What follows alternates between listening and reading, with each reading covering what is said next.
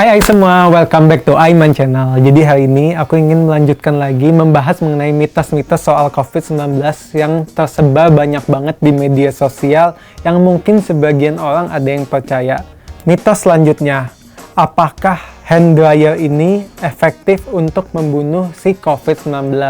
Jadi hand dryer ini misalkan kalian habis cuci tangan di mall tuh, terus ada pengeringnya itu, nah katanya bisa membunuh si COVID-19, tapi faktanya tidak bisa. Satu-satunya yang bisa kita lakukan untuk membunuh si COVID atau virus adalah dengan mencuci tangan dengan air mengalir dan sabun dan menggunakan antiseptik atau alkohol. Jadi hand dryer ini nggak bisa membunuh si COVID-19 kecuali sebelumnya kalian cuci tangan dulu pakai air dan sabun terus mengiringkannya pakai hand dryer, ya si virusnya ya matinya karena cuci tangan pakai sabun itu, bukan karena hand dryernya. Mitos selanjutnya adalah apakah sinar ultraviolet ini dapat membunuh si virus COVID-19 ini? Faktanya memang si ultraviolet ini dapat membunuh si COVID-19, tapi penggunaannya bukan untuk manusia. Jadi jangan kalian menggunakan si sinar ultraviolet habis itu kenain ke kulit kalian, malah dapat menyebabkan iritasi dan efeknya menyebabkan kanker kulit. Jadi gunanya si sinar ultraviolet ini adalah untuk membunuh virus-virus di benda mati, bukan di manusia. Jadi jangan gunain ultraviolet buat di tubuh kalian ya, malah bahaya untuk kalian. Oke, mitos selanjutnya. Apakah si thermal scanner atau termometer tembak nih yang suka kita masuk ke mall-mall atau ke apartemen ini dapat mendiagnosis atau menegakkan bahwa orang ini terinfeksi si COVID-19? Jadi gini, demam adalah salah satu gejala dari COVID-19, tetapi juga gejala-gejala penyakit lain. Jadi semua penyakit infeksi, mau infeksi virus, mau infeksi bakteri, bisa menimbulkan gejala demam, nggak cuma si COVID-19 aja. Selain itu, gejala COVID-19 juga belum tentu ada demamnya, bisa aja cuman batuk pilek aja, atau bahkan nggak bergejala ternyata dia mengalami COVID-19. Jadi bisa aja penggunaan termometer ini salah satu bentuk pencegahan, karena emang gejalanya bisa demam tapi bisa apa aja. Tapi bukan berarti misalkan kalian demam, kalian mengalami si COVID-19. Kalau ditanya efektif atau enggak untuk mencegah, ya bisa dibilang kurang efektif, karena yang nggak menjamin juga yang demam apakah COVID atau yang nggak demam ternyata bukan COVID. Selanjutnya, mitos mengenai vaksin. Katanya vaksin pneumonia ini dapat mencegah dari penularan si COVID-19. Vaksin pneumonia ini isinya pneumokokal. Adalah jenis yang berbeda dari si COVID-19. Jadi kayak yang satu adalah macan, yang satu adalah anjing. Itu dua jenis yang berbeda, adalah dua spesies yang berbeda. Jadi misalkan vaksinnya buat pneumokokal, ya udah yang bisa dicegah adalah si kuman tersebut. Contohnya vaksin-vaksin itu ada vaksin polio, ada vaksin campak, itu khusus untuk penyakit-penyakit tersebut. Jadi nggak ada hubungannya mau pakai vaksin apa, terus bisa mencegah dari COVID-19. Dan sampai saat ini belum ada vaksin untuk COVID-19, masih dalam masa penelitian. Tapi percobaannya udah sampai ke manusia. Katanya sih akhir tahun ini si vaksinnya udah bisa dipakai semua orang ya. Kita berdoa aja semoga vaksinnya cepat ditemukan ya. Selanjutnya katanya nih, misalkan kita membersihkan hidung atau kumur-kumur menggunakan air salin tuh air garam lah bahasanya, dapat mencegah penularan infeksi si COVID-19. Jadi itu adalah hoax, gak bisa tuh kita kumur-kumur dengan air garam atau air salin, langsung virusnya mati atau bisa mencegah dari COVID-19.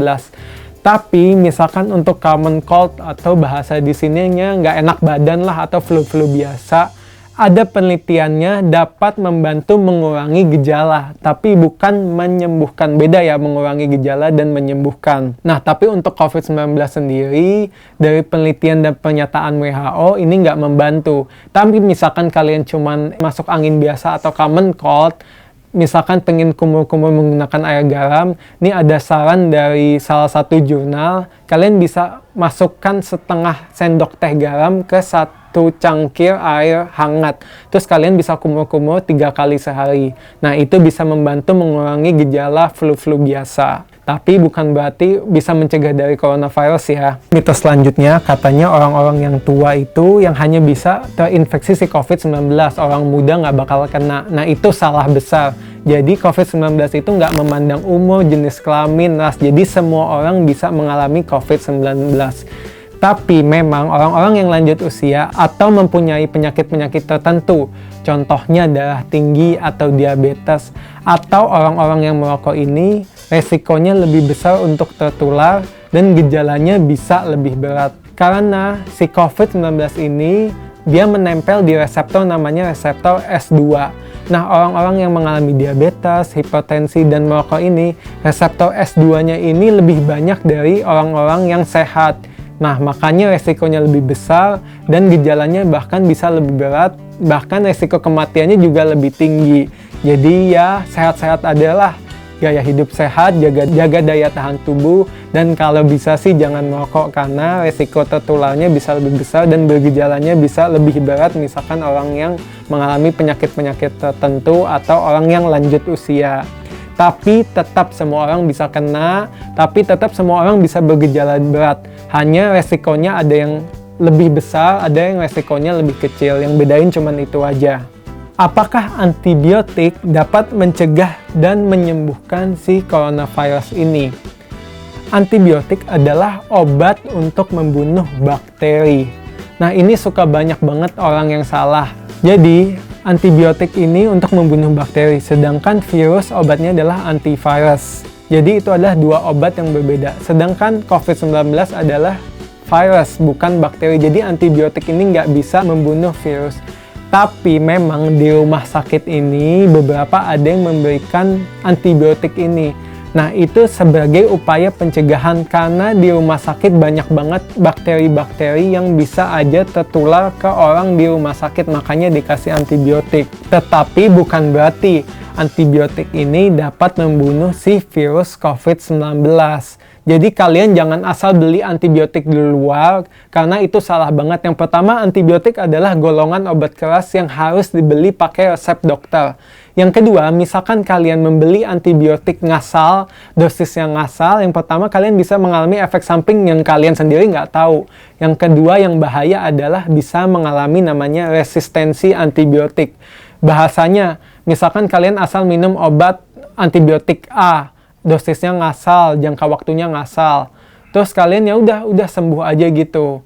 Terus kemudian kalian sakit penyakit lain yang harusnya bisa disembuhkan dengan antibiotik itu, kalian nggak bisa sembuh karena si antibiotiknya itu udah resisten di tubuh kalian karena kalian salah minum atau salah dosis antibiotiknya. Makanya itu bahayanya minum antibiotik tanpa resep dokter. Nah, mitos selanjutnya. Apakah ada pengobatan spesifik untuk mencegah atau membunuh si virus corona? Jadi, sampai saat ini belum ada obat yang spesifik dapat membunuh atau mencegah virus corona. Kalau berdasarkan WHO ya. Tapi, ini baru banget ada beritanya FDA atau BPOM-nya Amerika, ada obat namanya Remdesivir. Nah, di penelitian awal, obat tersebut katanya dapat membantu mengurangi masa perawatan pasien COVID-19. Nah, si BPOM Amerikanya ini akhirnya menyetujui obat tersebut digunakan untuk treatment si pasien yang mengalami COVID-19. Tapi karena kasusnya ini kasus yang gawat atau terdesak, jadi makanya dibolehkan. Tapi misalkan di penelitian selanjutnya menyatakan si obat tersebut ternyata nggak efektif, ya obatnya bisa ganti lagi. Contohnya kayak kasus chloroquine kemarin, obat malaria. Awalnya diizinkan oleh FDA karena katanya bisa membantu menyembuhkan. Tapi di penelitian selanjutnya, malah obat tersebut tidak terbukti efektif untuk melawan si COVID-19. Jadi akhirnya ya obat itu nggak dipakai lagi. Bahkan banyak kasus nih pasien-pasien yang katanya kemarin obat chloroquine ini bisa membunuh si COVID-19, terus asal beli, ada pasien yang akhirnya meninggal. Ini ada kasus di Amerika, dia asal minum chloroquine, pasiennya meninggal. Ada yang mengalami kebutaan karena chloroquine ini efek sampingnya menyebabkan kebutaan. Jadi aku bilang jangan asal beli obat, jangan asal beli antibiotik karena bisa aja efek sampingnya berbahaya untuk kalian.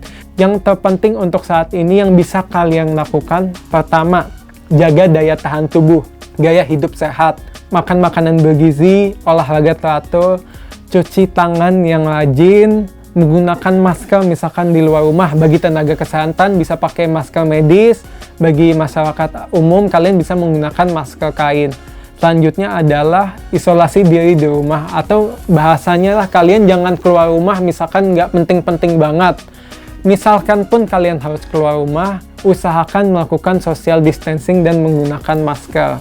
Karena kita nggak tahu sampai berapa lama pandemi ini akan berjalan, tapi yang pasti misalkan kalian mengikuti peraturannya dengan baik, mengikuti apa kata pemerintah, apa kata Kemenkes dan WHO, jadi tetap jaga kesehatan, jaga daya tahan tubuh, karena satu-satunya obat untuk melawan si virus COVID-19, bahkan semua virus, adalah daya tahan tubuh kita. Bolehlah kalian minum-minum vitamin untuk suplemen tambahan, tapi tetap jaga daya tahan tubuh, itu yang paling utama. Oke, semua, thank you sudah nonton video kali ini. Tapi sebelumnya jangan lupa di like, comment, dan subscribe, dan support channel aku. Tapi misalkan kalian pengen aku reaksi video-video tertentu, atau pengen aku membahas informasi tertentu soal kesehatan, kalian bisa komen di bawah ini. Thank you for watching, see you in the next video, bye!